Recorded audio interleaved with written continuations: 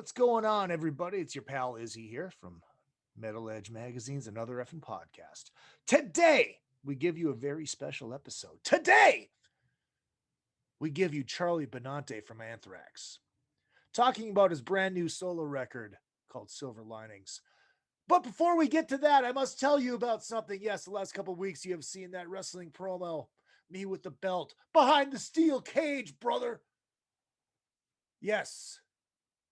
Yes, Nashville is still happening. Oh, it's going to be a blast. So make sure you buy those tickets. You run. Do not walk to your ticket office to get tickets to the Rockin' Pod Exo. But I am proud to announce that, yes, I teased you that possibly the face of Metal Edge would be joining me. I teased you that possibly the Mississippi Queen would be joining me. But I also teased you that the voice of God would be joining me. That's right. Come to the booth, say hi to me, and the voice and producer of one of the biggest podcasts in the world, my good friend, Mike Dawson. That's right. Dawson from the Adam Carolla Show will be with me, not only promoting this great show, but also promoting the Monsters of Rock Cruise and Monsters on the Mountain. August 6th through the 8th. Come see us. Come say hi. And then see us do comedy on the Sunday night. Hi, this is Bobby Brown, and welcome to another fucking podcast. You kids with your loud music and your Dan Fogelberg, your Zima, hula hoops, and Pac-Man video games, don't you see? People today have attention spans that can only be measured in nanoseconds. See, son, old legends never die. They just lose weight. He's like a legend and an outerworld bum with a lot of life.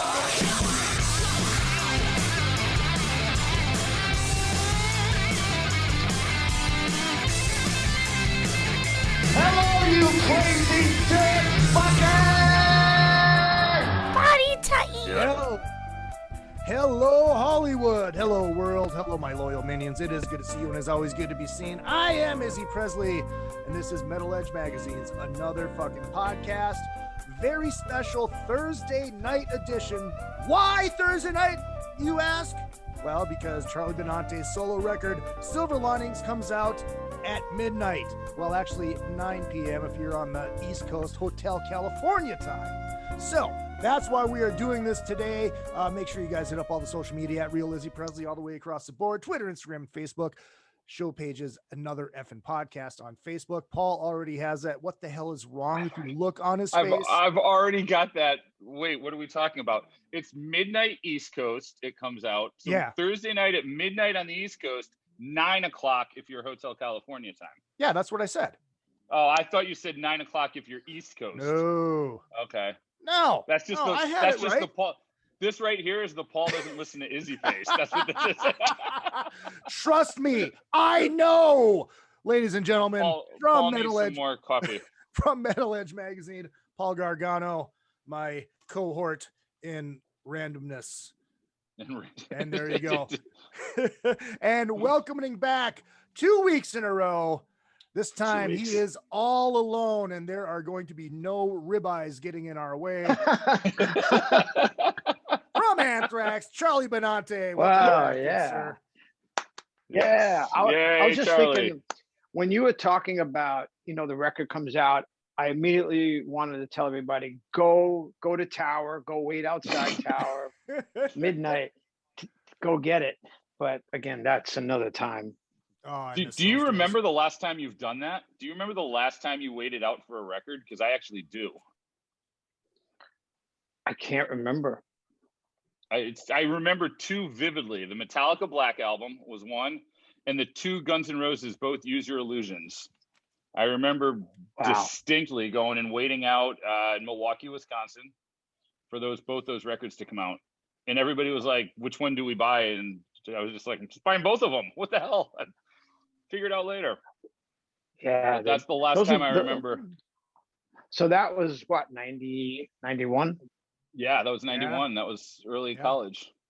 When did it stop? it's for me, it was a much different story because I'm working in the industry. I would get stuff sent. I had dance music all the time, so I never had that. I mean, for me, honestly, it stopped around that time because I would always have music ahead of time. But when did iTunes start? Because that's when the world really shifted. I mean, iTunes was early 2000s.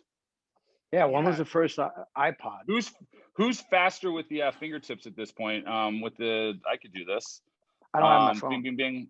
I've got my computer right here because I'm on it. While he's looking that up, Charlie, did you have to wait in line to buy your latest record when you were on tour so you could remember the songs? Sometimes I would carry our albums out with us because sometimes, you forget how to play a certain song and it's like, oh, I gotta, brush up. How did I play it on the record? Because a lot of times what happens live is you get so used to playing it a certain way that it becomes that. And then when you hear the actual studio recording, it's like, wow, that's different. We don't play it like that anymore. Yeah. So I guess that's a good thing because the songs evolve, Right. No, I was just curious because I saw that tweet and I laughed my ass off. Oh yeah, I had to learn it. That's true. So iTunes launched in 2001. Okay. And the Guns N' Roses records, I believe, were 91. So it was about a decade before we really, But it was 2001.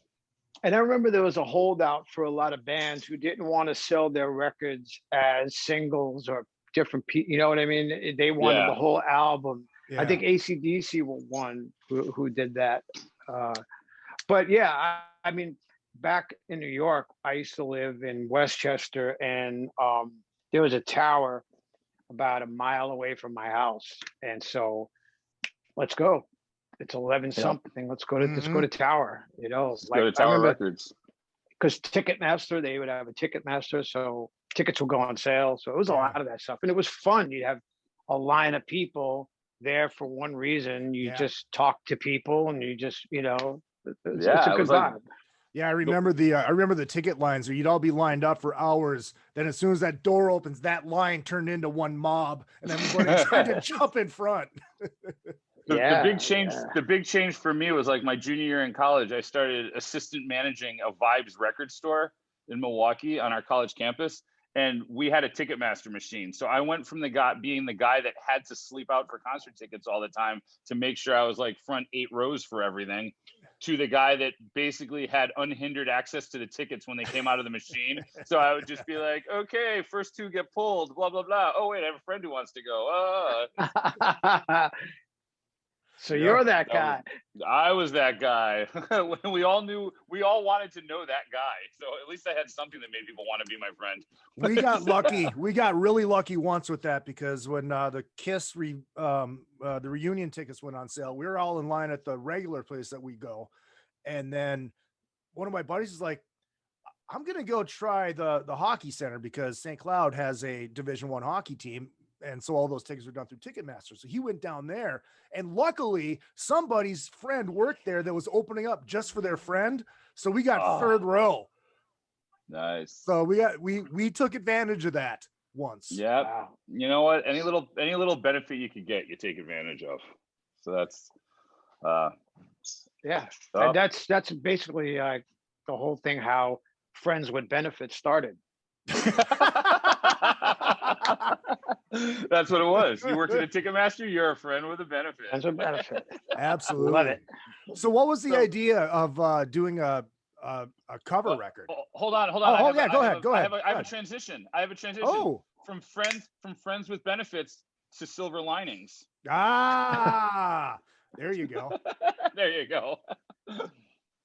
Well, I mean, it wasn't something that was planned. It was something that happened. It was basically a very organic thing because of the COVID crisis. And I was going absolutely insane, watching news and living, without any real answers, like we all were. Every day was like, okay, what's going on here? Is this thing gonna last for 6 weeks? Is it gonna last for 6 months? What the fuck is going on? And I felt like we weren't getting any answers. And then I remember they started doing these press conferences, which basically was just like, you know, be on TV for a while to, you know, talk, but not really say anything. And it was like, just, it was absolutely driving me crazy. So Carla said to me, dude, this is affecting you in a really bad way. You need to shut this off and go do something creative again. So that's what I did. I actually listened and I shut it off, and I set up a rolling kit and I started to play, and I was really kind of still, that whole Neil Peart thing, his death was still on my mind and it bothered me. So I started playing Rush songs. I called up Alex Skolnick and Ra from Suicidal and asked them to play on this Rush song. They were going through the same thing I was doing, you know what I mean? So it was just like, I had a feeling everybody was going through this too in the music world, because you can't do anything. You know, as much as we're musicians, we're also entertainers. So it was tough just doing nothing. Here it comes again. It's fucking Groundhog's Day.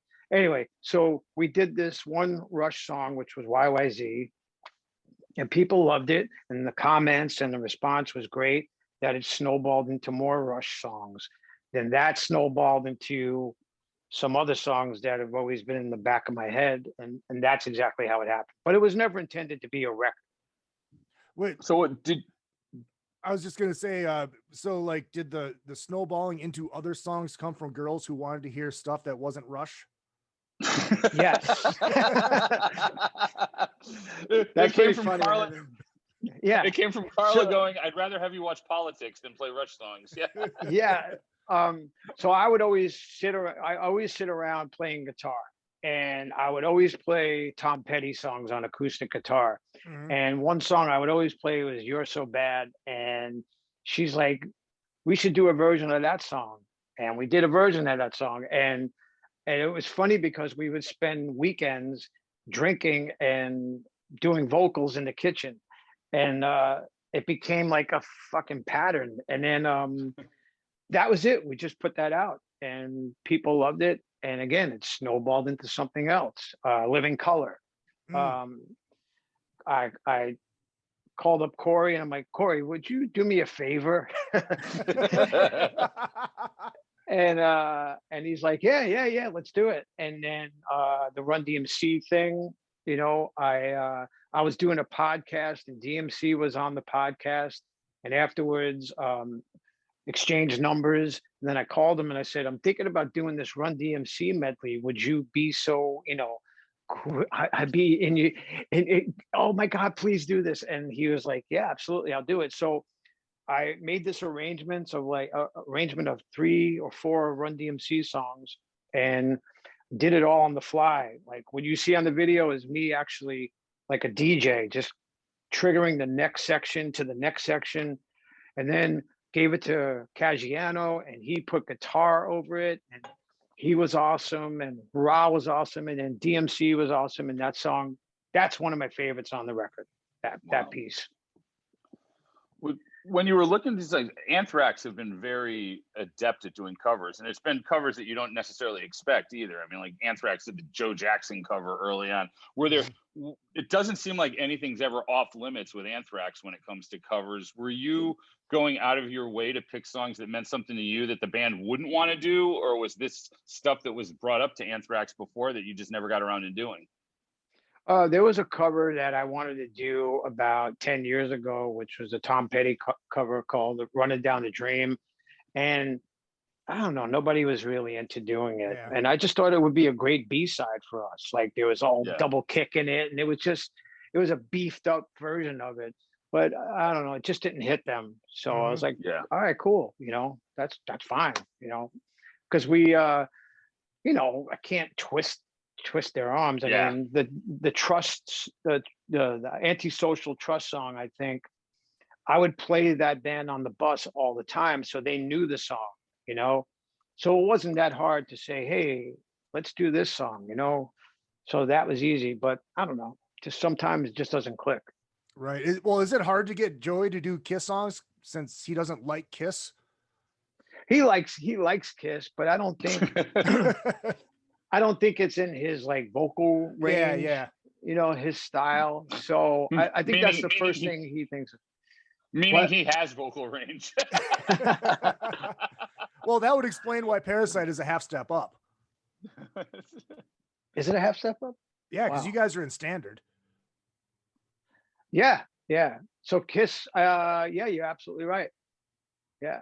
Okay. Wait, you want to get that on tape, Izzy? I just did. I just did. Hold on. Let's pause this. I got to call Ripley's. I remember we were doing that song at Electric Lady in New York, and Gene came down and played ping pong with us and sang background vocals. And it was one of those nights where I was pinching myself like, right. I can't believe this. I cannot believe this, because take it back maybe 15, 20 years prior, me and my friends were down there waiting to meet them coming out. So it's like, wow, it's come full circle. Now you're coming to see me. Yeah, right. Weird. Well, how hard was it for you to, being the extreme Kiss geek that you are and we all are, how hard is it for you to get down to those two songs? Because you did All the Way with the project, right? Yeah, All the Way and Mr. Speed. And friends of mine helped out with that. PJ is on that, and some of the guys from that Classic 78. Yeah. And they're just so amazing, man. It's like you can't tell. So we had such a good time with that. And John 5 too, who's another big Kiss fan. And I think, it's funny because I don't know why, but Kiss fans, we just kind of, we're like magnets. All of a sudden it's like like we'll be somewhere and it's like, all right, what's up? It's like, you like Kiss? I love Kiss, so it's a funny thing. It's like a sports team, It really it's is. it's the biggest sports team there is that play music. It's the biggest dysfunctional family there is, because all we do is fight with each other. I don't really fight about Kiss because I won't even acknowledge certain things. That's why I don't. Hey, what'd you think of Asylum? Didn't happen. Yeah, I mean, I know it, but it's not Kiss to me. It's a different band. And actually those records did really well. Yeah.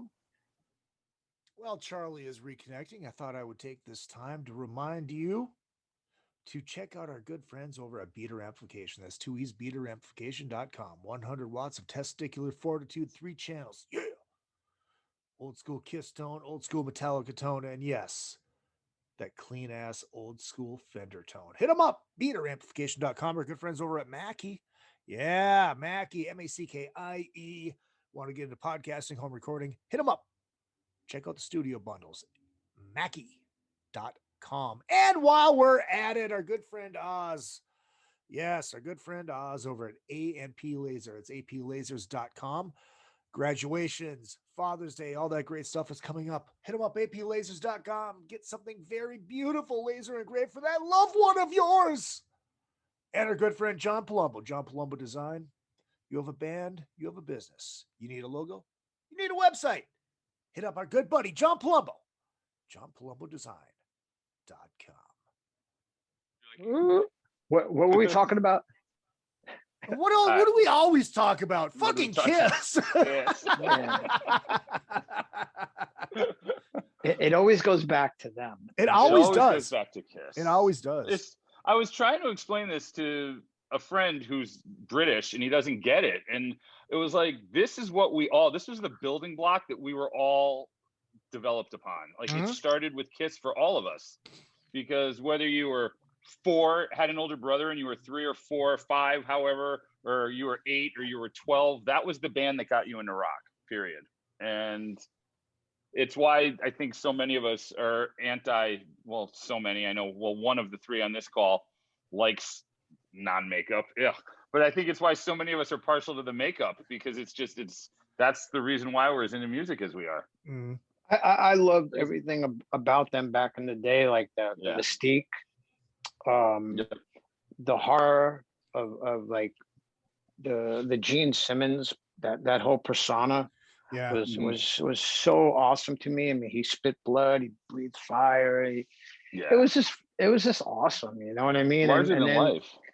But he had this tone to his voice too. It like nobody else has that type of tone. You know, where he sings "Dr. Love," it's just like, I don't know, that performance of that song in particular, and like "Larger Than Life." It's like, yeah, dude, it's like there's something about them. And I would always read Cream magazine, and they would always hate on Kiss, and it's like, I don't understand. You put them on the cover to sell magazines, but inside you're always kind of tearing them apart, you know? Yeah. Well, I think Gene's a very underrated vocalist and a very underrated bass player. Me too. Yeah, he definitely comes from that Paul McCartney school of bass playing. You know, and I think Kiss they were kind of like they loved the Beatles because they harmonized like the Beatles, and when they did that, they did it really well with what they had, you know, to work with. Okay. Absolutely. We're off Kiss again. Off Kiss. Let's switch, because I like when I first heard the song, I texted you, and I feel the same way. City of Blinding Lights. I mean, that was just such an amazing way to open that album. Holy cow. I mean, did you have to do, are you a huge U2 fan? Was that just a song because that's one I don't know that you're a fan of. Really? Is it? Love that song. And the other song that I was going to do is the song Bad, but City of Blinding Lights was, I don't know, every time I hear, like when I saw them do it, I got goosebumps, and it was just like this vibe, and it just made me so happy hearing that song. And it's like one of my favorite songs that they do. And some people don't know it. And so when I approached Frankie and Mark, Frankie knew it. Mark was like, I'm not familiar with this song, but I always heard this Bono thing in Mark Osegueda's voice. And I said, you could do this perfectly, because I know my nephew can nail the edge parts, you know, like, so putting them two together was awesome. And then the only problem I had was the guitar parts were, you see, there's not just one delay that goes on with that song, it's two. So one is set to this millisecond, and this one's set to a different one. So it's kind of almost, it doesn't fight with each other, but you got to get them perfect. So there was just some learning. And then the other thing about Edge that not a lot of people know is he plays with the back of the pick. He doesn't play with the pointy part. So if you have like he plays with these nylon picks, and those are my favorite picks. So if you turn it back and you hit the string, you get like this scrape. And when you listen to U2 songs now, you'll hear that scrape a lot. And it's just like, well, that's the tone right there. So anyway, I just wanted to pay more attention to detail. Well, it's funny that I before I knew this was a cover record, and that obviously I wasn't familiar with the song. I turned it on. I'm like, huh, he's going to YouTube vibe. What is this shit? No, it wasn't that. It was just like, oh wow, this kind of sounds like U2. I actually, like, wow, I didn't know it was a cover record at the time. You know? Yeah, man. I think U2 are one of those bands that I hear a lot of people, oh God, U2. But I always want to say, you know what?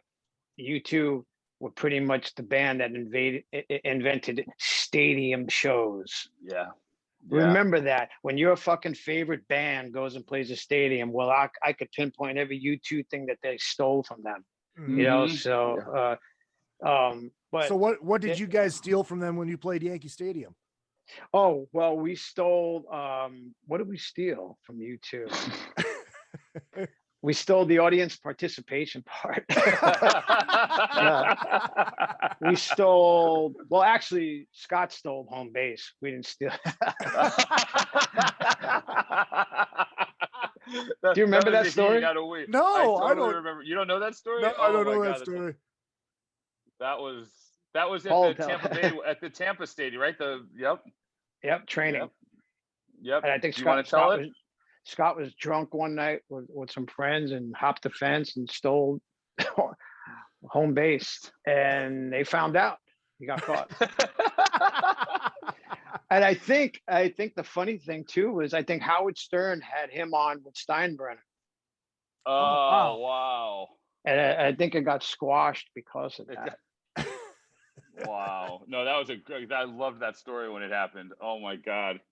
I think Yeah, for a little but- while there, Scott didn't want to talk about it either for a while there. And then finally he No. softened up to it. No. But you know, I think about back in the day when only a certain amount of bands were playing stadiums. Like you had, of course, Springsteen. Yeah. Paul McCartney was playing stadiums. Give me some other bands besides you two. Who else? Stones. Stones, of course. And do you remember when the Stones had like the Bridges to Babylon tour and they brought out that big bridge and stuff? So maybe I'm wrong when I said you two invented that. I think the Stones invented everything. No. Go ahead, Paul. Go ahead, Paul. I just, of course, come back with more mail just to get the dog because she knows like the dog will go crazy. You go so I can get him to stop barking. Speaking of huge bands that were covered on here, Fleetwood Mac, you went with Rhiannon. Yes. What was the usually the go-to is always, Go Your Own Way or pick any fucking Fleetwood Mac song. But what was it about Rhiannon? Well, actually, a friend of mine, Mark Mengi, who plays bass on that song, he wanted to do this song in honor of his mom who passed away, and this was her favorite song. Oh, okay. And we talked about it, and I'm like, I'd love to do that song. It's like one of my favorite songs, and the drums in that song, they're not very technical, but yet there's something about the drums and the bass in that song that I was like, yeah, let's do it. And I just love that song. So that was a little bit of attention to detail. I wanted to get the drum sound on that to match what Mick Fleetwood's drum sounded like, because you can't do that song and have all the tones be modernized and stuff. It just takes away from that whole feel. So yeah, that was because of Mark, and he wanted to do that song. And Jennifer Sellis, who sings, she did a great job in that song. Oh, yeah. And then Killer. I remember when I was playing it and just kind of doing the track, I left a little bit at the end open for like a little bit of an improv. So Alex Skolnick could kind of go off a little bit. And he did. He did a great job on it too. Yeah. Alex is awesome. It's funny. The first time we did the Kiss Summit, we had that conversation about Peter being an underrated drummer. What are your thoughts on Mick Fleetwood? Oh, I love Mick Fleetwood. I think he's like one of those guys that he's definitely the star too. Whenever you see Fleetwood Mac, he's in the back, but yet there's a show going on there too. Yeah. And I mean, talk about a guy who, God, saved that band. You know what I mean? Because he went through the 60s, and then the 70s were way bigger for him and John McVie. But those five people, I'd say, who did the Fleetwood Mac album and the Rumors album, those two records are just like magic. Right, like, exactly. It just goes back to, it's like, five people that have chemistry together, Yeah. But then you have those hate fuck songs in there too, which boom, that creates chemistry too. Right. And it must have been so hard for them being on tour, having to see the same people every day. And there was so much turmoil going on because, man, some nights on tour when you're mad at one of the guys and you got to go in the room and get dressed and warm up. And it's like, oh, he's getting a drink and you want to go get a drink, but you don't want to go over there because he's there. Are you saying this happens, Charlie? I'm saying, yes, it does happen. So you basically want to get your shit, get out of there, get on the bus and just go chill somewhere else because you just don't want to. And then in 2 days, it's all good. Yeah. Paul, you had something so before the dog. Add dating to all that, and it makes it all. It makes it just even crazier, having that relationship with someone. Well, I actually had something else. I'll go back to my other is more of a logical segue here. And it was just an interesting thing. You know, obviously I know you and Carla outside of the world of metal edge and podcasting. Was it one of the crazy things when you were on, well, let me preface this, as dating goes in the music industry, sometimes it's very, very difficult to date people outside the music industry because they don't understand your lifestyle. When COVID hit and you and Carla, you guys were living together already, right? No, You weren't living together until after that? Things were starting to get really bad in New York and LA, if you remember. Yes. And Yeah. it hadn't really hit the Midwest that much yet. And she was kind of getting really worried out in LA because every time she's like, this is getting bad out here. I don't know what to do. They're going to close this, they're going to close that.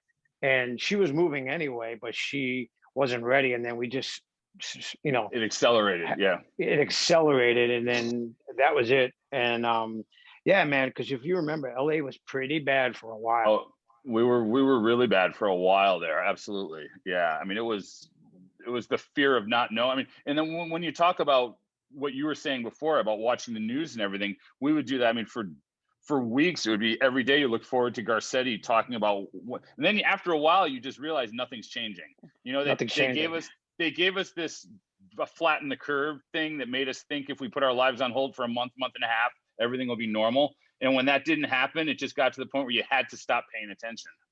Or you'd gone crazy.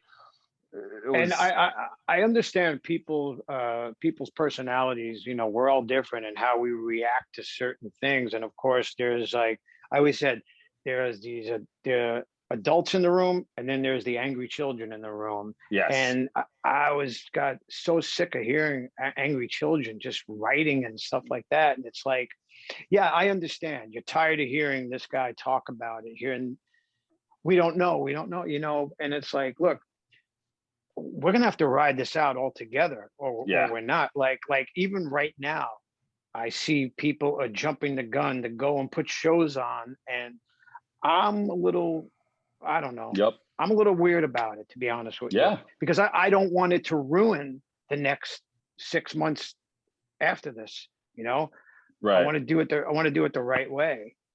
Yep. I know this doesn't look good. I just want everyone to know I'm petting my dog here, trying to keep him quiet. So if you see I'm not trying to like get all current event-y here with the stuff happening on video.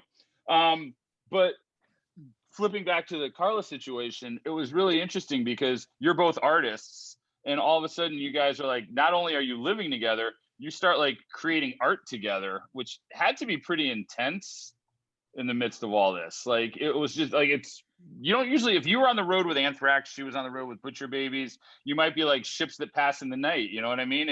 It seems like the whole relationship accelerates at that point because you're around each other 24/7, and all of a sudden you're making art together. I mean, you're just creating together, which had to be a really cool thing. Cool. So that was the other thing. Scary. She pushed me to do that too, because I love doing it. I love drawing and stuff like that, but I don't know.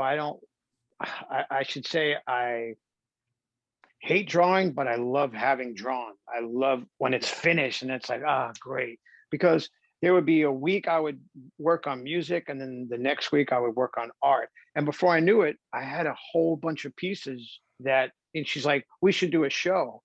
And I'm like, how are we going to do a show during this? You know what I mean? Yeah. It's impossible.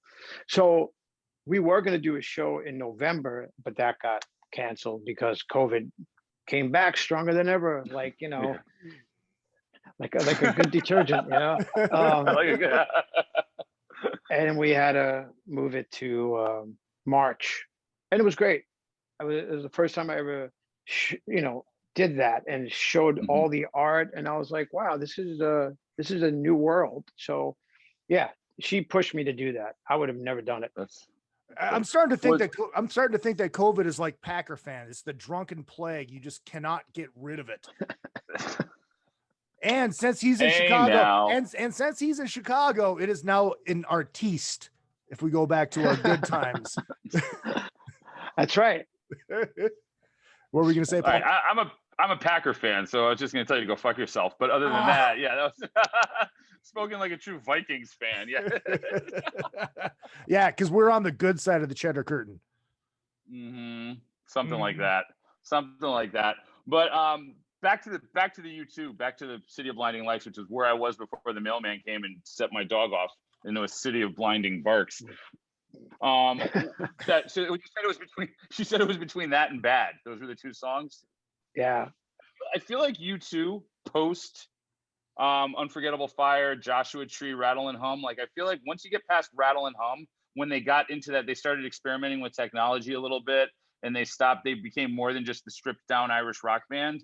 I feel like all of that stuff gets overlooked, and that was the Dismantle album, right? How to Dismantle an Atomic Bomb. Yeah. And there's just the whole, everything just started to get really overlooked with them. They got so big. They got so big prior to that. I mean, the Zooropa, that was probably one of their biggest. I think Achtung Baby was where I saw them in a stadium the first time. Oh, okay. I saw that tour, and it was that was like 92, 93, maybe something like that. It was early 90s. And me, Scott, and Frankie went to what's the big stadium that I can't remember now, New Jersey, not the Meadowlands. Look, the stadium's the Meadowlands, Giant Stadium. Giant Stadium. Yeah, Giant Stadium. And before the show, we went backstage, and we walked in a room, and there was U2, and there was Bruce Springsteen, and there was Peter Gabriel, and there was all these other people in there, and we were all kind of freaking out a bit. And Edge and Bono came over to us because they love Bring the Noise. And I it was one of those moments where I'm just staring like, what the fuck, Yeah. Because the thing about U2, we were label mates. We were both on Island Records. Okay. And I loved U2 since like the earlier stuff. So I've never met them, and actually meeting them was like, wow, it was kind of surreal. You know what I mean? Yeah. Just seeing them amongst all these other people there. You know what I mean? Yeah, Springsteen and stuff. Yep. It was definitely a surreal moment. But that was Achtung Baby, and I love that record. It could have been something off of that album too, like Acrobat or something. Yeah, I'm a huge that was my favorite U2 record for a long time. And then Everything You Can't Leave Behind kind of is up there with it now too. I mean, I'm just a huge fan. I'm just a huge fan of that band. It's crazy, but I mean, did you like the Pop Mart stuff? No, I was not a huge. That was the Lemon album or the Lemon tour, right? The Pop Mart was. I was not a huge fan of that. I think that was after Achtung Baby, right? That was the follow up to Achtung Baby.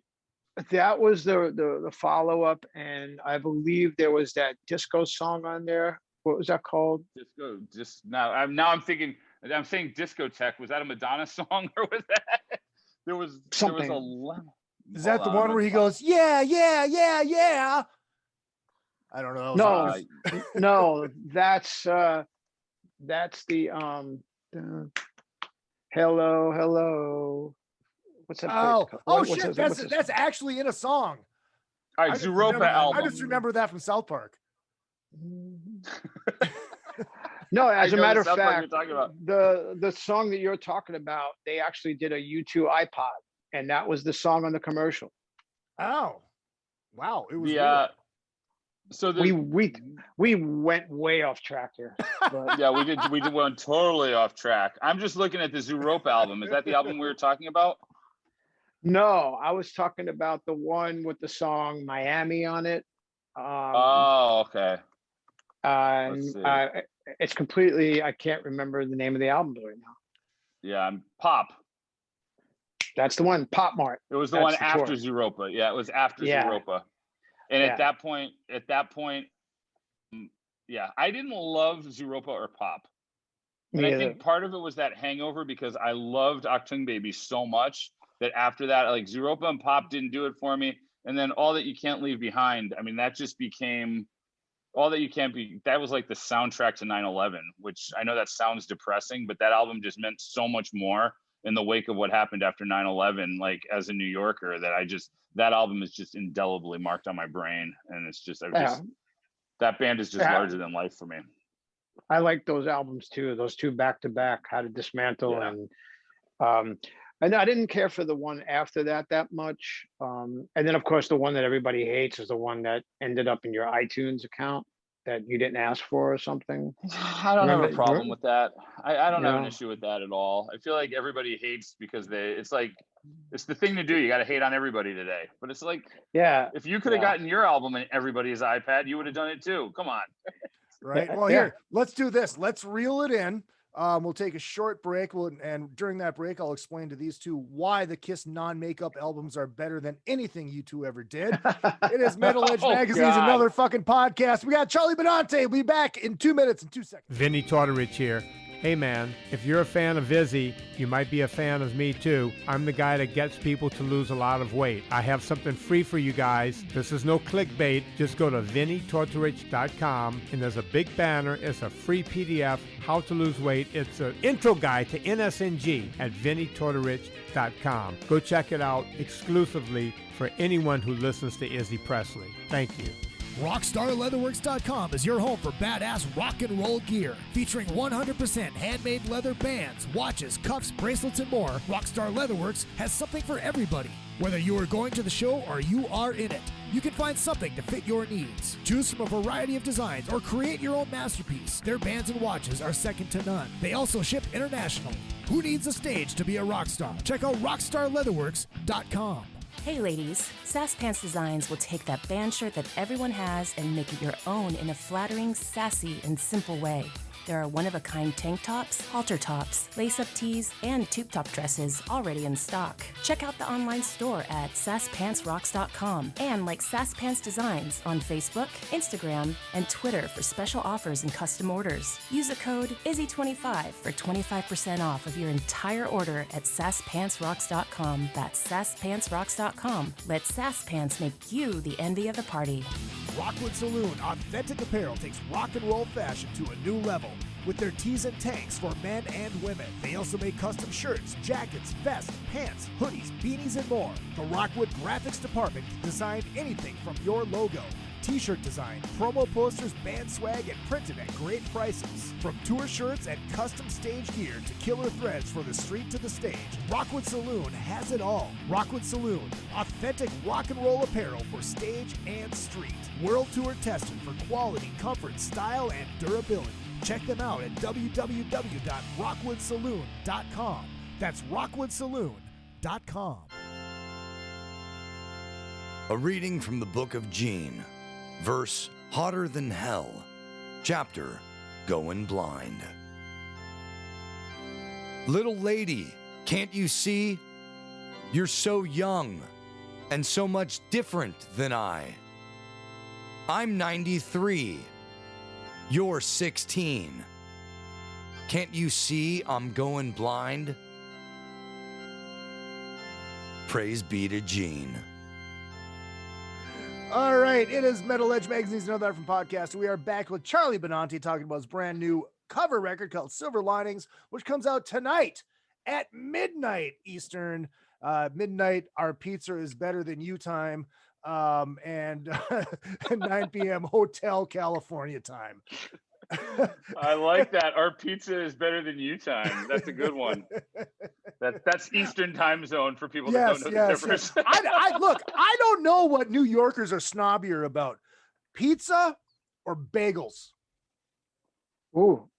We have a right to be snobby about both of them because although I just had Prime Pizza in LA here, Prime on La Brea, Fairfax, for the first time over the weekend. Fantastic. Closest thing I've had to New Haven pizza on the West Coast. Amazing. He said New Haven pizza. I don't know if you caught that. I did say New Haven pizza because New Haven pizza is better than New York pizza. It's different. It's different. It's different. It's absolutely different. Yeah, I mean New York pizza. I mean, I don't know, man. Can't beat it. Yeah. Many states try, but yeah. Yeah, well, I still think Midwestern pizza is better. You know, the thin crust, party cut in squares. Oh yeah. there's not a lot of pizza I don't love. Like, that's true. It's at the end of the day, there's a lot of like the chain stuff you could do without, but at the end, even the chain stuff, when you're on tour with a band, like when you're on the road for like 6 weeks, and sometimes even Domino's looks good at about 11:30 at night when you get off stage and there's pizza sitting there. It's just like pizza is pizza. Pizza is, well, okay. So for instance, Midwest pizza, the way they cut it, it's I don't agree with that. It should always be cut, like that in what do you call it? Like a triangle. Slices. Because if you cut it just like this, there's pieces where you end up with just a pizza of just crust, and then there's the pieces in the middle that don't have any border around it, and it's hard to hold. Like if you cut a birthday cake, you wouldn't cut a birthday cake like that. You would cut it in triangle pieces, right? Triangle. No, I know exactly what you're saying. You're blowing my mind right now, because I've become such a fan at the Rainbow. We always do, whenever we order pizza, it's always cut in squares, because when you've got millions of people at your table grabbing, the squares go farther. And also, quite frankly, you could eat 6 squares of pizza and you don't feel like a fat slob and kids are eating 6 slices of pizza. No, I believe me, I understand that, but they make square pizzas for that specific reason. Like a Sicilian pizza is basically cut into squares, but a round pizza. How could you walk down the street in New York eating a piece of I just can't do it, dude. You can't. No, you can't.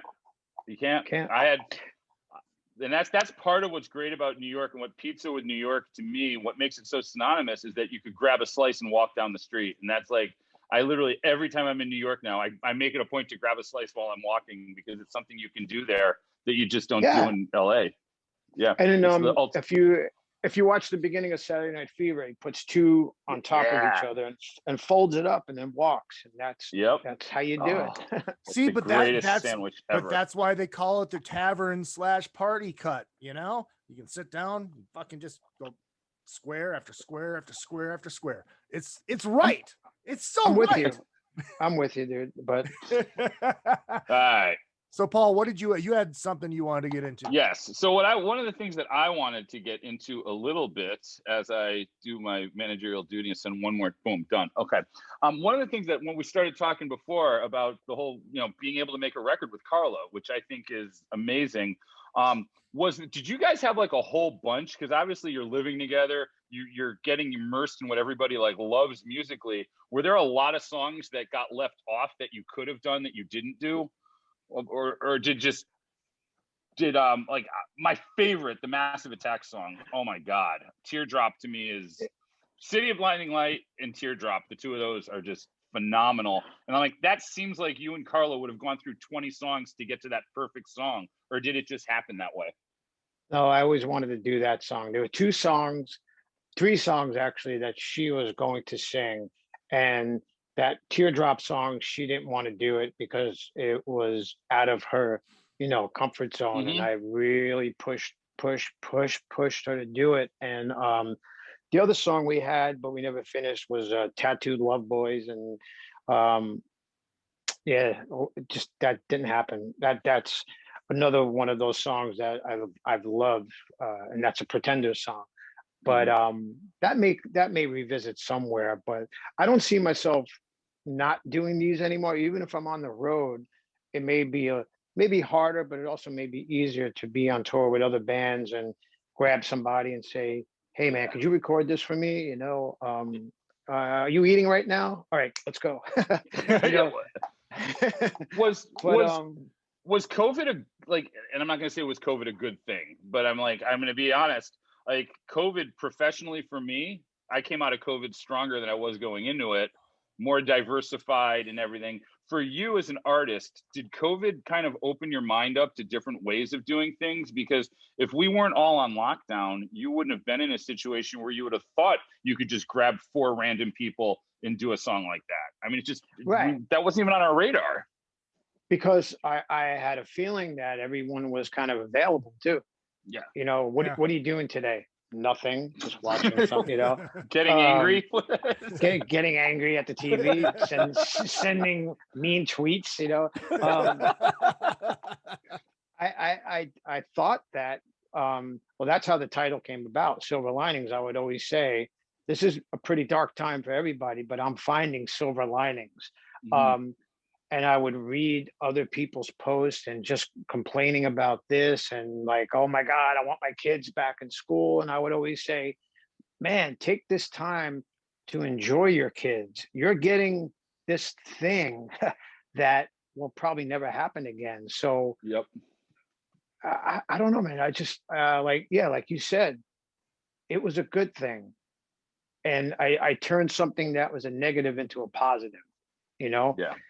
I hated reading and seeing that people were dying like all around the world. And I remember watching this one video from Italy before it hit here and being like, oh my God, this is terrible what's happening. You know, this can't happen here. Bam, there you go. You know, I was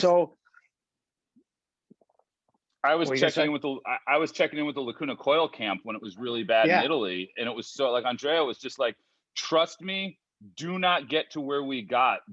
When they tell you to lock down and take it seriously, because we didn't hear. And he was like, literally, he's like, people are dying left and right. And it was rough. It was crazy. But I do think it also, in a lot of ways, offered an opportunity for a lot of people to do a hard reset. And I think in the creative world, in our artistic community, I think it really might end up being a good thing for art, because it got people out of that art is commerce phase that we were all so heavily into. How do we focus on streaming revenue? How do we focus on just how we finance everything and bitching about Apple Music and Spotify and everything else? Instead, it just made people make art for art's sake again, which I think is going to lead, hopefully, to some sort of renaissance for a lot of us moving forward, just because hopefully we get a little bit of that passion back. I know I, for one, through Izzy and I barely even knew each other other than in passing before COVID hit.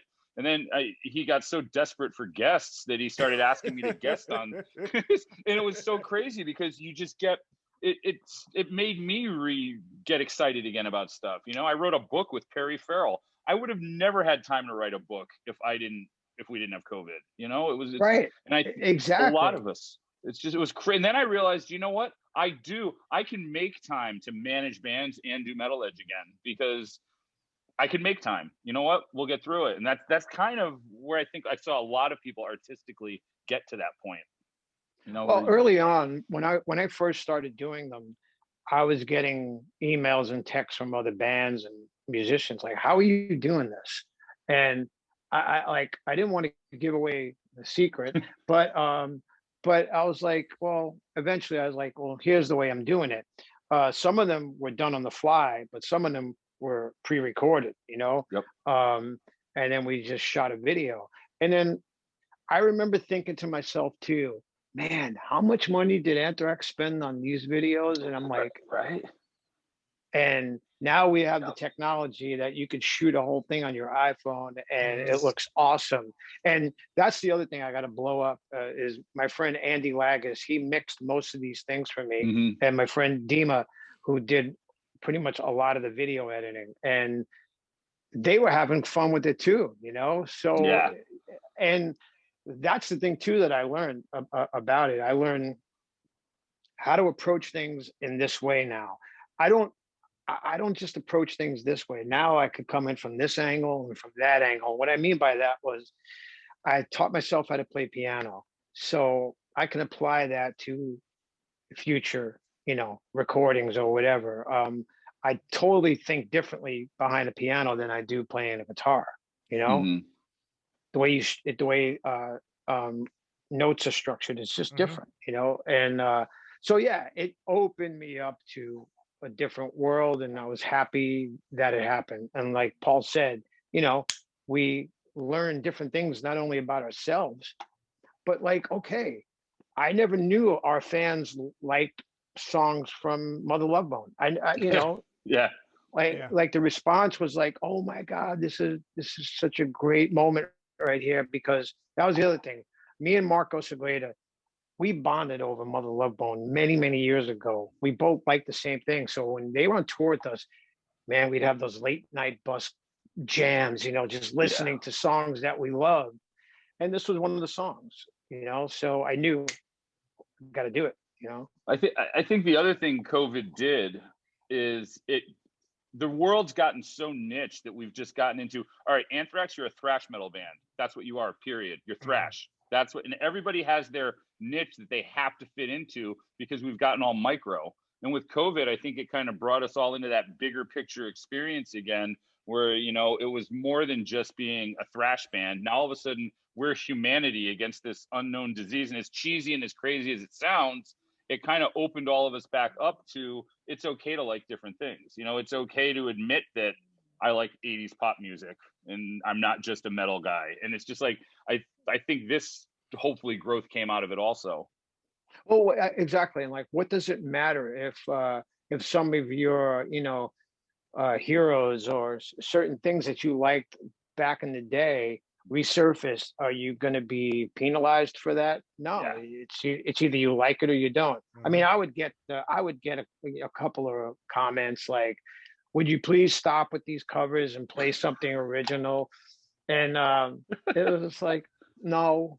I like, why would I put an original song out now? Why? Yeah. You know, why would I do that? Because I can't go out and perform it, you know, live, so I can't promote it really, right? So, you know, it was a lot of that stuff, and I saw bands put out records during it, and it just kind of got sucked into the vacuum. Yep. The one song, and we talked about it earlier, but I definitely want to bring it up, and then it can kind of close my silver linings line of questioning, unless Izzy, you have more stuff. You're So Bad. That song being sung by a woman has a completely different context to it. Yeah. It doesn't. I know. It was so funny because I said that to Rika. This song like means something different when it's sung by Carla than it does if it's sung by Tom Petty. It's so crazy. I know. I love the lyrics in that song too. It's just so Tom Petty, you know. Yeah. Yeah, I love it. And that's another one, man. There'll never be another Tom Petty. We'll never get another Tom Petty in our lifetimes, you know. That's the sad part. And you know, it bums me out that we, you know, Anthrax, we play music that is very hard, aggressive, heavy metal music, and we chose to play it, and it's not one of those things where, I don't know, man, we didn't take the easy way out, if you know what I mean. We took a hard, because we love it, you know, because we love it, and we're so passionate about this type of music and what it does to us when we play it. But like other bands, you know, they're radio bands who I've always felt you took the easier way out. Yeah, you wrote a radio hit, but you know, we're still metal. You know, we're still out there. We're still out there slugging it out. Yeah, it's like good for you. one of my. I just realized this was sitting here when I glanced over. This was one of my big COVID eBay finds. The back in the day, the square persistence button. It's got like, you know, it's got the date on the back of it and everything. I found this on eBay when I was 1991. Anthrax Entertainment. That's the other. So we've been doing this documentary series, and Jack Bennett has been asking me, because I pretty much have one of everything that we've ever done. So do you have this? You have that? So during the weekend, I was digging through everything, and I found these old pictures that I didn't even know I had, and I gave it to him. He's like, dude, this is great because it helps me tell this part of the story. Like the shots from our first ever tour. It was like, wow, this is crazy, you know? And I found this one persistence poster from, I don't know if you guys could see this, but this was hung up in all record stores. Where am I looking? Oh, you see wow. That? Yes. Yep. And I haven't seen that one. And it was because they would make these things that would hang down, and it was a circular type of ball thing, and that was one of them. So anyway, and we also did, I don't know if anybody has that Killer Bees honey that they made. Oh, no. Yeah, I had that too. This is gonna give me stuff. A license plate, State of Euphoria license plate. The one I'm looking for another one of is the that you sold on the Persistence of Time, the shorts, the black shorts that you sold on Oh tour. yeah. Oh yeah. And finally the elastic just gave out. That was the end I don't know if it was time or my fat ass, but one of those two things. Yeah. God, I gotta look for that. Yeah. That's you know, I did have a question about the that YouTube series, you know, going back in time and stuff like that. At any point, I mean, did you reconnect with Neil at any time about these things? Well, I mean, I for one felt it was important to have the other guys tell the story, as did everybody else. They thought it was important. So, man, you know, it's like, I don't know, you know, whatever happened a long time ago, and you know, it's like he's still like, when I listened to that first album, you know, Neil's voice on that record was great. I always thought, I even say it, he had this kind of Paul Stanley like style or tone to his voice, and yeah, it just didn't work out with us. But that first album will live on forever, you know. Yeah, I was just curious about that, because I mean, I know him, and you know, he's been on the show before, and he just made it sound like that. It's like there's just no relationship at all. I wish there was more of a relationship with him and, you know, everybody, but you know, sometimes, dude, it's like life moves on, and then you just lose touch with people. And I think it was kind of bitter back then when it first happened, because like I said, we were in a van going across country, and like I said, you know who's going to make it on the way back and who's not going to make it on the way back. And out of the 5, the 4 of us bonded, and and that's just the way it worked out. We would always hang out together. You know, there'd be I can't even get into those stories on here.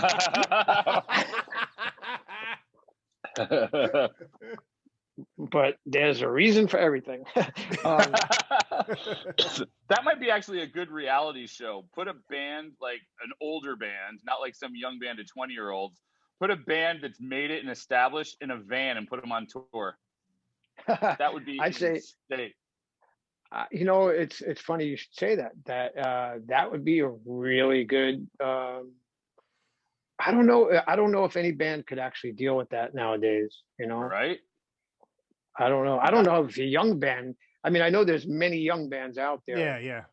Who really just live out on the road, and just like every day, it's like, how do you do it, guys? You know, like especially doing those Warped tours. You know, that would kill you, man. And you don't know when you're going on.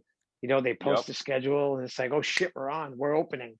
We're opening today. Yeah, we're opening today. Oh fuck. Yeah, could you imagine? Could you imagine Motley in a van? It would last 2 days. Yeah, you know. Without, I'm going to go back to Kiss for a minute, of course. Like,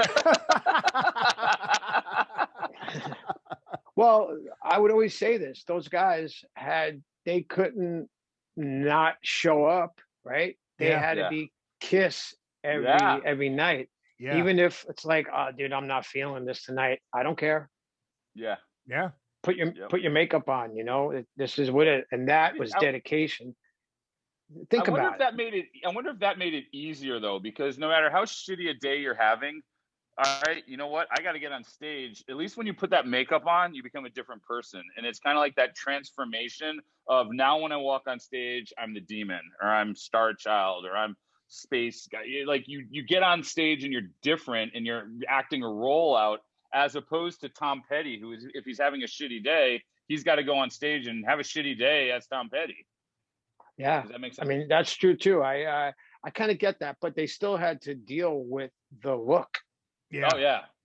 You know, you couldn't show up late to the gig, right? You needed a certain amount of time to you know, to get into character. So if Ace was fucked up or something like that, you know, would that cause it? No, I'm just saying because all the stories you hear are. No, I was saying not if Yeah. Ace was fucked up, when Ace was fucked up. Yeah. When Ace was fucked up. So what if he shows up really late and everybody's all dressed and everything, and now they got to wait for this guy, you know? Yep. So that could be an issue, you know? Yeah. Well, I remember being on tour with Iron Maiden one time, and Bruce didn't show up to a show, and Steve Harris came in and asked if Joey would come out and do a few Maiden songs, and I remember Joey. I think I saw him just collapse right.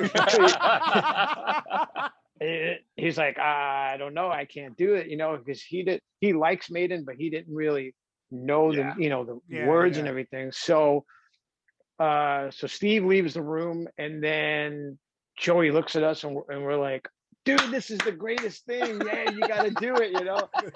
And he's just like, I can't do this. So we were sitting with him, learning some of the songs, and Harris comes back in, and now Harris is all dressed. 6, 6, 6. Yeah, right. No, you got this. And Joey was like, I don't know, I'll give it a shot, you know? And he was going to do it. And then Bruce showed up.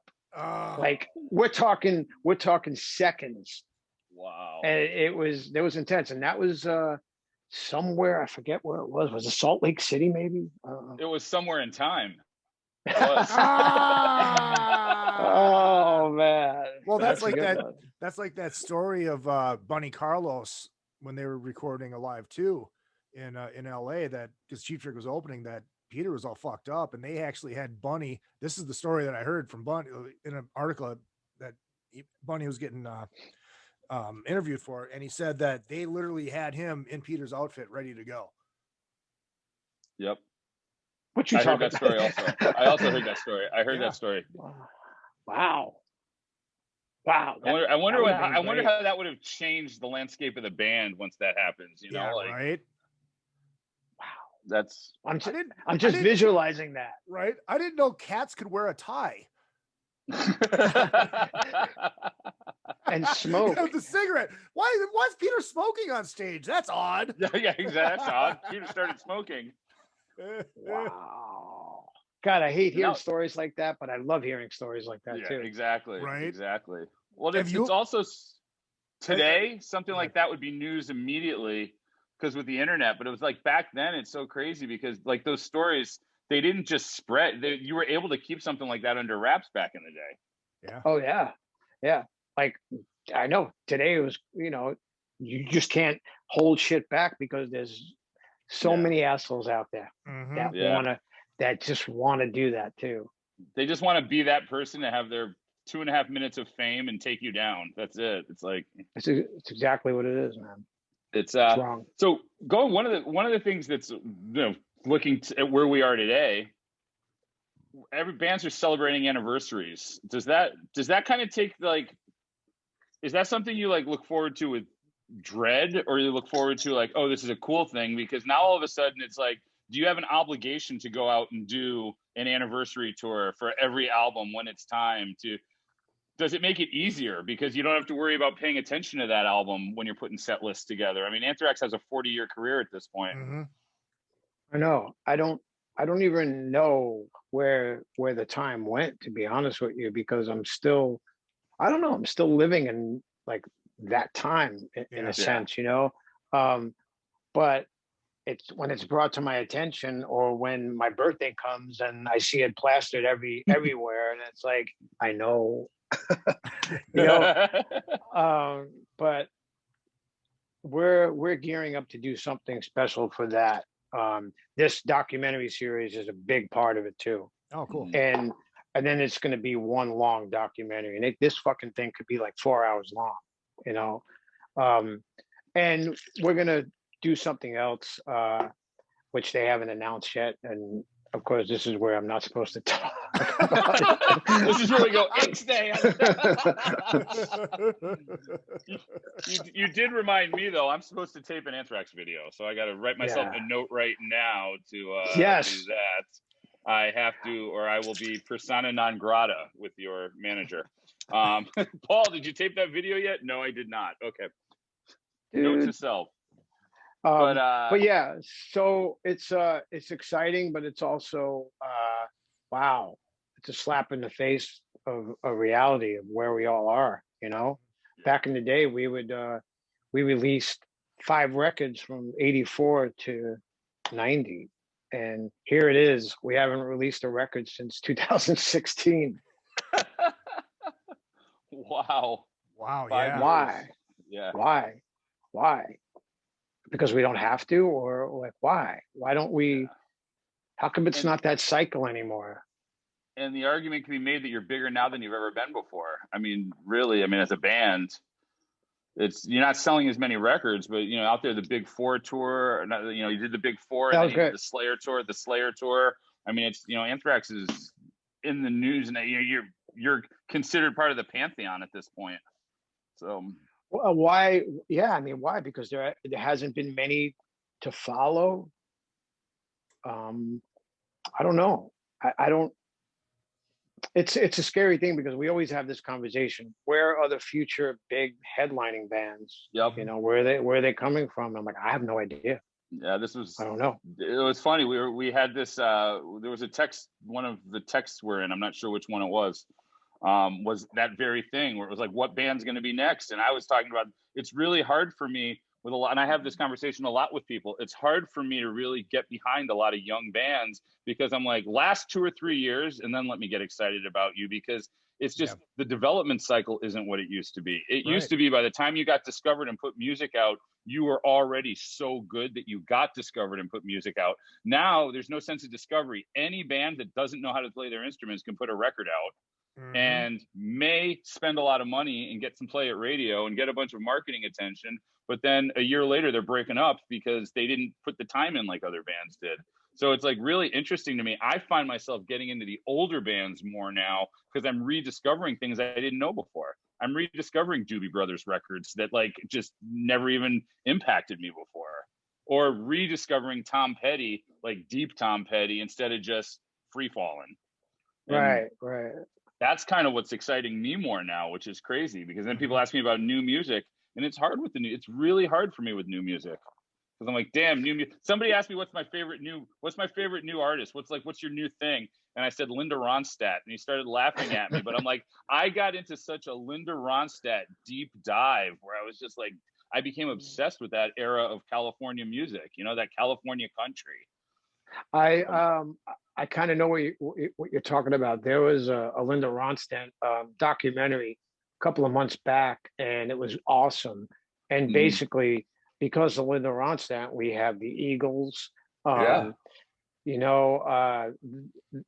was her backing band, basically. And those guys cut their teeth by playing Linda Ronstadt. So those guys learned how to do it and do it properly. So when it came time for the Eagles to write songs, man, they knew how to do it, And that's the thing about passing the torch. I feel like somewhere along the line, somebody just said, nah, I'm not going to pass the torch.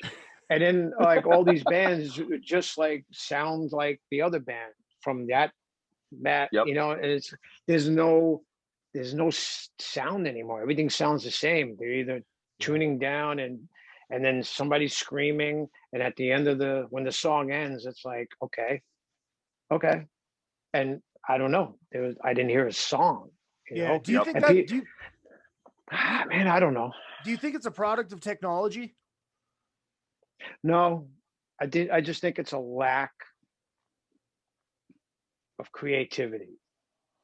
Nobody spends the time I'm going to write a good song, and I don't want to sound like this band. And then what happens? Then it spawns like a subgenre, and then people are like, oh yeah, but it's this, and it's like, dude, come on, It's like, I love the color blue, and of course it spawned a whole bunch of different other colors that are blue, but it's like, I don't know. I don't even know the analogy I was making. But I think it's also, a part of the problem I see is just bands don't put the time in anymore. Everybody, and this is not just bands, it's culture in general. Everyone wants the immediate gratification, and they want the immediate overnight success.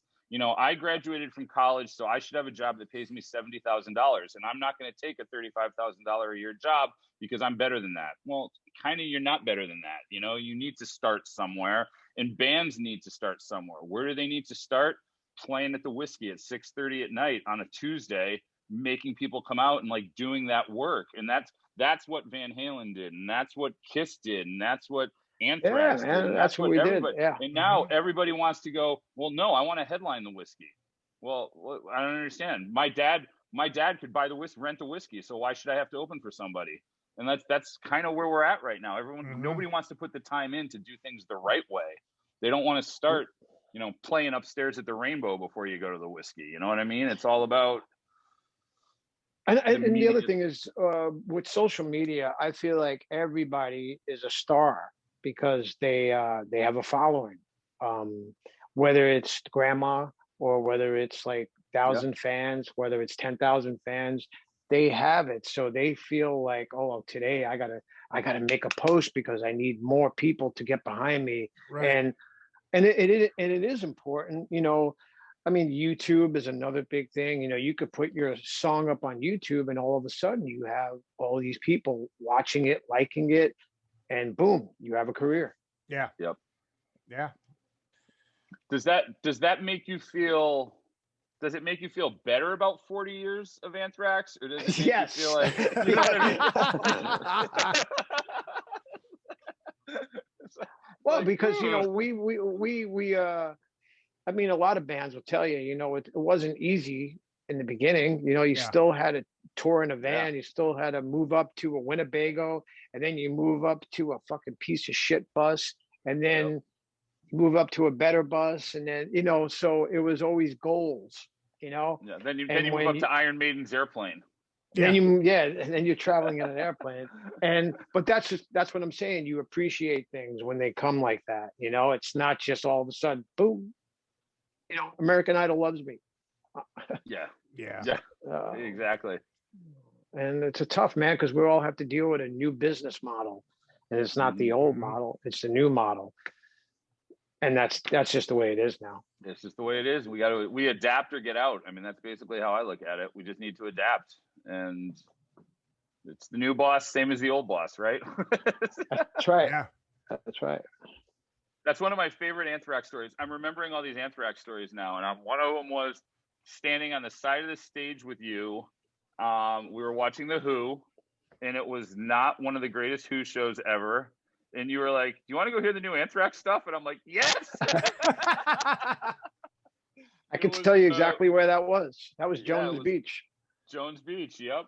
I'm like, "Yes, please." And I think it was freezing, and it might have been a little. It was really cold, but. And it was the first time I heard the Dimes. What's the Cadillac? Oh, what was that yeah. Song? Oh, what's the was name it of the Cadillac? song? Was it Cadillac. Stomp or was it the Volume 8 record? I think it was No, I think it was Stomp. Wait, what was the rock? Is there a rock Cadillac? What was the name of the song that had Dime on it? No, Cadillac Rock Box is on. Cadillac Rock Box. Fuck, what is that on? That's on We Come For You All. I don't feel bad not remembering if you don't remember, so that's okay. A classic story. We're doing a cruise, and one of the nights off, we were gambling. We're all playing blackjack, and they're playing metal, because it's a metal cruise. Yeah. And I'll never forget this. A song comes on, and Scott looks at me. He's like, "Is this us?"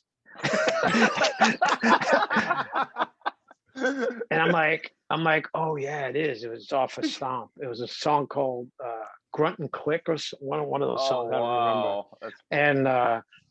And all my friends were cracking up because they knew it right away. And and he's like, "Is this us?" Anyway, it happens. 40 years. 40 years. Yeah. Could you do an entire set of music you've never played before? Ooh, live? That'd be hard. It would be hard to do, but I'm trying to think, can you guys do it? Or at this point, have you worked stuff into your set list so much? Could you do like an hour and a half, an hour, let's just say an hour and 15 minutes of songs you haven't played live before? I think Probably, so. Right? Yeah. Oh yeah. Yeah. deep cuts. Could you imagine people bitching if you did that for just played all stuff like that has never been played before, and people like not hearing Indians or not hearing, as much as people bitch about, oh, they're gonna play Got the Time again. When you don't play it, it's like, oh, you guys didn't play Got the Time. Yeah. Like, That's just never win.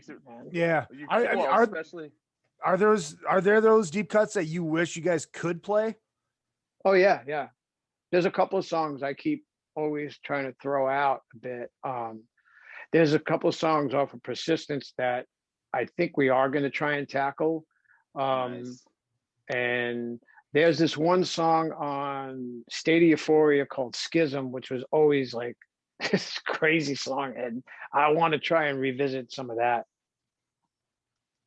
We'll see. No, that would be awesome. I would love, like, that's an album I would love to see you guys play in your entirety. Persistence in its entirety. Yeah, that would be a heavy one. That's a good one. That's long songs. Yeah, long songs. Nobody writes long songs anymore, except Tool. Nobody writes long songs. Oh yeah, well they don't know how to write a short song. Yeah, their song is longer than people's albums. Yeah. Is there any era you look back at over the 40 years and just go, yeah, maybe we should have done something differently then? Or do you just see it as part of the process at this point? There was a period where we were going through some record company issues. It was about 2 or 3 years of that. It started with Elektra, and then it went to this label called Ignition, which was through Tommy Boy. Mm-hmm. And those were some bad times, and I thought the band was going to kind of break up because just morale in the band was just kind of low because of that. And you also had this whole alternative thing that was happening in metal. Heavy metal was kind of a bad, nobody played metal anymore, So it was a tough time, I think, to actually just exist, Yeah. But it's all, it's a cycle. Yeah. And it'll come back, and then it did. Do you think there was a point where you felt like maybe you needed to change the style a little bit because of what was going on, or was it just always the fact that, hey, we're fucking Anthrax, this is what we're doing? Well, it's funny because people said that they consider like the Sound of White Noise record our grunge record, but I don't see that, because I don't think the grunge thing was at its height till after that record. Mm-hmm. The one thing for me especially is when I heard John Bush's voice, like when I hear Joey's voice, I know exactly the type of song that I'm going to write, Yeah. And when I hear John's voice, I heard the song that I'm going to write. So the White Noise record, the first song that we ever did was Only. And when John sang it, it was just like, that's it. And then it took off, and the other songs started to come about. So, and then when Joey came back in the band, when the Worship Music album, it was just like, oh, there's that sound that I've been missing, and then the next album became very easy to write because I had his voice in mind. It's a lot of that. I think Iron Maiden, like with Paul Di'Anno and then Bruce Dickinson, they changed a little bit. They weren't so punky like the first two records were, and then when Bruce came in, wow, that was it. It just went from here to there, Mm-hmm. And then maybe it did become easier for them to write with Bruce's voice in mind. Is it still easy for you to write? Yeah. I feel like I found a new well. Yeah. And it's like, I feel like it's better now. And I think I nitpick a lot too. That's the thing. Cause it's like, nah, that's not good enough. I don't want to sound like the same song. I want it to be different, but I also want it to sound like us. Right. So I think so far the next record that we have, some of the songs, I think it's going to be good. And that's,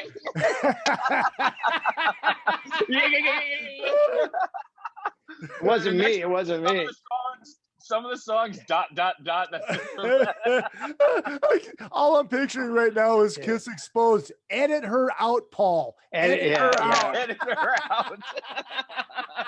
I was gonna do like the ventriloquism. I was gonna like drink water and then. Charlie didn't say anything about the new material. The dog did. Yes, it was the dog. That'll be the one time I can't get my dog to start barking, like when I need him to. For me to poop on. Yeah, you beat For me me to to it. poop You on. beat me Yes. to it. Is that? Oh, was that Triumph? Yeah, that was Triumph. Oh, I didn't realize that was Triumph. Okay. The now you play. So you just learned piano during COVID? I learned how to play those songs. Like there's some parts in the Massive Attack song. There's some parts, I think there's 2 parts in the U2 song. You can't even hear them really. And then of course the Mother Love Bone song, which I knew how to play Chloe Dancer, but Crown of Thorns, I had to, teach myself. It's very hard. It doesn't come easy to me. It's a really hard instrument. Yeah, it is. Is it especially harder if you are a guitar? Like you could play guitar, so going. I can play guitar. To piano, does that changes? Yeah. It makes it even harder to learn piano? I swear, it's like I know where certain chords are. I know C is here, but I don't know. I learned by ear, and I just have to sit there and just kind of play it, and it's weird. It's tough though. Prepare to edit this out, but I have to make the comment. No, yeah. so now that Charlie plays piano, it's going to be like entering into the 5150 realm of Anthrax. It's going to be like the next Anthrax record is going to have your jump. Yeah, hump. Hump. Oh, but I don't know about that. I remember saying years ago that I didn't like bands with keyboards in it, but that was a lie. What I meant by that was a lot of the proggy bands with keyboards, But basically any band Mike Portnoy's in. Ribeye. He's got a new band called Ribeye. Ribeye. I love it. This is great. It kind of just strings. It makes people have to go back and listen to things they haven't heard yet to be in on the ribeye joke. Yeah. There's a lot of musicians like Mike. I mean, Mike is busy. And I know for him, this has been kind of like, oh my God, I need to go out and play. But for me, I didn't feel that. I was comfortable, just doing this and, learning new things. Yeah. If I would have been on tour, I would have never done this. Yeah. And that's what I think. Like I said, that's one of the things I hope we all grow from this, and it gives everybody a chance to get a little introspective and, without sounding cheesy, give us a chance to get outside our comfort zone. Because like I said, I would have never, I've had book opportunities and I've turned them all down because it wasn't enough money to justify my time and everything else. But it was like, when the Perry Farrell thing came to me, it was like, it was an opportunity to do something. I'm like, I'm never going to have this chance again. And, that's right. And the podcast with Izzy, it's a constant growth with the two of us, and just like, wow, this is something we could do. And that led to something that hopefully is going to be a big development for Metal Edge, which is good. And, it's just all this growth happens because of the opportunities COVID presented. So hopefully, I look forward to what 2020, the end of 2021 and 2022 brings for a lot of people. Yeah, I grew too, but it was just my gut and my neck. Well, that's just your sudden transformation into becoming a professional wrestler. Your neck just has you have to get that pile driver neck. Yeah. Wow. No, this is a buffet neck. The what? A buffet neck. Buffet neck. Which is ironic since we'll never see buffets again post-COVID. Well, not out here at least. Charlie, what were you going to say? No. I was just going to echo what you said, but it's that moment's over. But yeah, I think that I think you may end up seeing a lot of angry lyrics and music come out in the next year or two. And I just think that maybe, like I said, people should have taken this year to either write their great movie script or you know, Yep. do something great, do something creative. You know, you had the time. Yeah. Instead of getting caught up on 80 hours of Netflix, like that's. Instead of bitching and joining a stupid cult, you should have been working on your novel. You know. Yeah. Do the things that you didn't have time to do before, and see where it takes you. Exactly. You never know. Push yourself. Yeah. But, well, if people want to find the record tonight at 9 p.m. Hotel California time and 12 p.m. or 12 a.m. Eastern time. Where is it just online? Is there physical product, Charlie, or? Yeah, there's a vinyl coming out, and it's two different colored vinyl, and then no CD on this one. And Eddie, you just did that to piss Eddie Trunk off, right? No, I didn't even know. I was talking to the record company, and I'm like, everybody's asking me when the CD's coming out. They're like, well, we're not doing the CD. And I'm like, oh, okay. Okay. Shows you how much I know. When's the last time you thought you'd utter those words? Yeah, we got vinyl coming out, no CD though. I know. Yesterday, well, I told you I was looking for stuff for the documentary and everything, and I found 2 big cases of cassettes from when I used to take on tour. Oh yeah. And I was like, oh my God, look at all this stuff in here. And it was like I posted it on Instagram. I was like, look at all this. It was like rap, metal, U2, of course, and just other goodies. And then I would take out 3 big things of cassettes, and it was the ones that you zip the top and then turn it over, and there's another layer. Oh yeah, yep. I had 3 of those. I would have like a metal, hardcore one, and then the alternative one, and then just classic rock one. And God, remember when you had to like fast forward to get? It was such an impractical like way to listen to music. Vinyl, you could at least pick the needle up and drop it where you want it. Cassettes, you actually had to fast forward and blindly figure out where you were stopping. Until the technology came where it stopped at the beginning of each song. I never had that technology. I have it on my cassette player right now. Because you have a cassette player right now. It's an old cassette player though. Oh, really? Right, but if a song kind of segues into the next, it didn't stop. It would have you would need that space.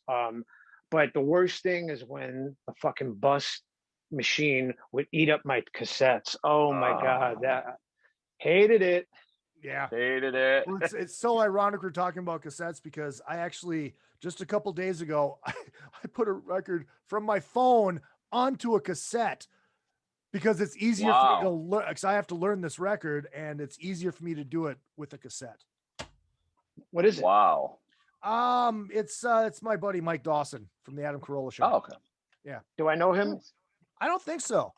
He's the voice of Adam Carolla. I don't know if you listen to Adam Carolla or not, but I have this cassette. I have an old Ghost cassette. Oh wow.